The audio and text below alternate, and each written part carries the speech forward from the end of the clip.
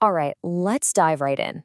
Today, we're going to tackle three tiny words that cause a ton of confusion in English: by, until, and from.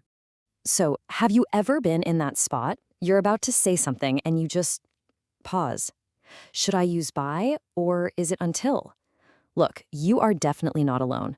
It's a classic sticking point. And honestly, getting these right is a huge leap forward. Just look at this. It's a perfect example. On one side, you have, I'll be there by 7 p.m. That's you promising, hey, I'll arrive at 7 or maybe even a little earlier. But the other sentence, I'll be there until 7 p.m. Whoa, totally different story. That means you're already at the party and you're planning to leave at 7.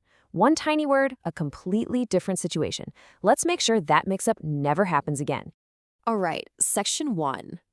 So let's get into why these three little words can be so tricky in the first place. Yeah, they look totally harmless, right? But man, as we just saw, they can completely flip the meaning of what you're trying to say. So today, our mission is simple. We're going to make them crystal clear. Okay, let's get to the core of it. What I want us to do is create a kind of mental anchor for each word, a single, powerful idea you can always come back to. Once you have these, everything else just clicks into place. First up, by. Your mental anchor for by is deadline. It just means not later than. So when your boss says, send me the report by Monday, they mean, I don't care if you do it Saturday, Sunday, or 8 a.m. Monday morning, but it has to be on my desk by the end of the day Monday. Tuesday? Nope, too late. Okay, next up is until.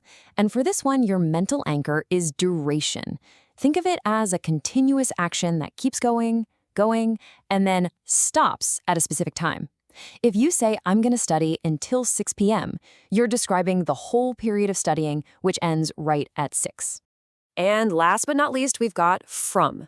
Honestly, this one's usually the easiest of the bunch. Just think, starting point. That's it.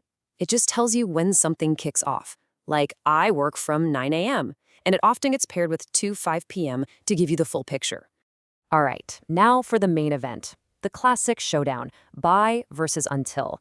This is where almost everybody gets tangled up, so let's really pull this one apart carefully. This here lays it all out. Saying, I will study until 10 p.m. is all about the process. You're continuously studying for that whole time. But saying, I will finish studying by 10 p.m., well, that's all about the end result. The finishing line is 10 p.m., but you could totally be done by 8 or 9. The deadline is the only thing that matters. And, there's a certain feeling that comes with until, isn't there? It can sound a little dramatic. When you say, I waited until midnight, you can almost feel the long hours ticking by, right?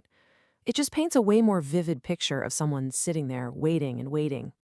Oh, and here's a quick tip for you. In everyday chat, you're going to hear people say till constantly. I'll wait till 6. Just know it's the exact same thing as until. It's just the casual, everyday version, so don't let that throw you. Okay, so we've got the individual meanings down. Now let's see how they all play together in the real world, how they can tell a full story. Let's walk through a day at the office. So the day starts from 8 a.m. That's our starting point. You work. That's a continuous action until 4 p.m. Now the boss needs that report and the deadline is by 5 p.m. And look at you. You got it done by 4:45 p.m. with time to spare. See that? From, until, by, they just told us the story of a whole day. One of the best ways to learn this stuff is to look at the common trip-ups. For example, you'd never say, I'll wait by 6 p.m. Why? Because waiting is a continuous thing. So you wait until 6. And on the flip side, you wouldn't finish until 6 p.m. Finishing is a single moment, a deadline, so you finish by 6. And of course, a store needs a starting point for its hours, so it's open from Monday to Friday. It's all about matching the word to the type of action. All right, let's boil this all down to one super simple, powerful trick you can use anytime, anywhere, when you're feeling stuck. So next time you're about to use one of these words, just hit pause for a split second and ask yourself these three little questions. First, am I talking about a deadline? If the answer is yes, boom. It's by. Second, is this a continuous action that's going to stop? Yep. Then you need until. And finally, am I just talking about a starting point? Easy. That's from. That's it. That's the whole thought process. And here it is, your ultimate cheat sheet. Seriously, take a mental picture of this. Deadline equals BY. Continuous action equals until. Starting point equals from. This is the core of it all right here. You know, this might be the most important thing we talk about today. The real goal here is to stop translating in your head. Fluency isn't about finding the word-for-word match from your own language. It's about really feeling the meaning behind these little words. That's when it all starts to feel natural. Okay, so the ball's in your court now.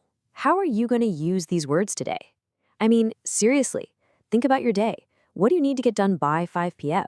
How long are you going to work until? What time was your evening really start? From.